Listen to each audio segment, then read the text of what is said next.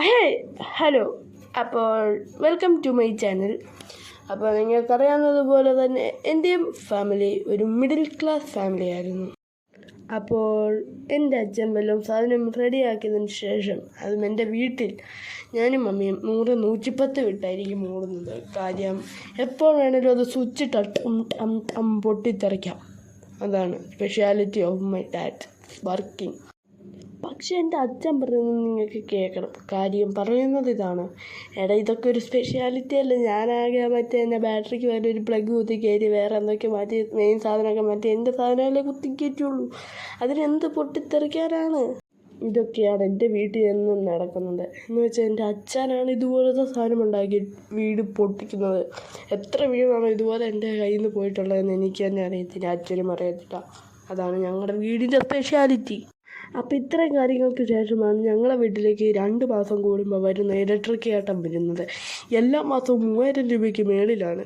എന്നിട്ട് അച്ഛൻ പറയുന്നത് ഞങ്ങളെന്നും ലൈറ്റും ഫാനും എല്ലാം ഓണാക്കിയിട്ടേക്കുന്നതാണ്. ബട്ട് റീസൺ ഈസ് അച്ഛൻ്റെ സാധനങ്ങൾ ഓണാക്കിയിട്ടായിരിക്കുന്നത്.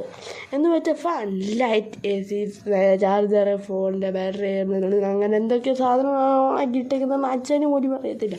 എന്നിട്ട് ഞാനാകെ ഒരു ഫാനും എൻ്റെ ഫോണും കുത്തിവെക്കുന്നതിന് എന്നെ അത്രയും പറഞ്ഞു. മോശമായി.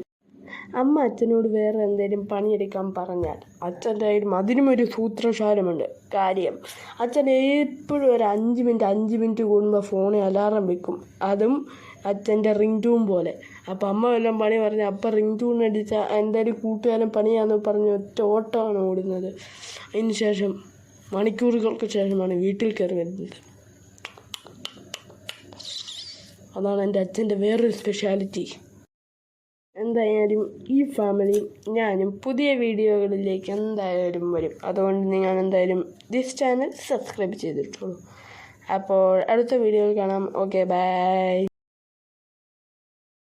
എന്തായാലും വീഡിയോ ഇഷ്ടപ്പെട്ടെന്നാണ് ഞാൻ കരുതുന്നത്. എന്തായാലും ഈ വീഡിയോ ചെയ്യാൻ കുറേ ദിവസം ഞാൻ പ്രയത്നിച്ചു.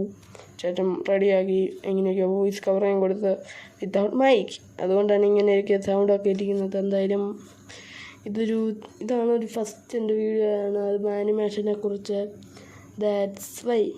എന്തായാലും ബാഡ് എഫക്റ്റുകളൊക്കെ ഞാൻ മാറ്റി പുതിയ എഫക്റ്റുകൾ കൊണ്ടുവരുന്നതായിരിക്കും. അപ്പോൾ ഓക്കെ, ഇനി എന്തായാലും അടുത്ത വീഡിയോ കാണാം. അപ്പോഴത്തേക്കും bye. Okay, good bye. See ya later. Channel subscribe ചെയ്തിട്ടേ പോവുള്ളൂ. ഓക്കെ.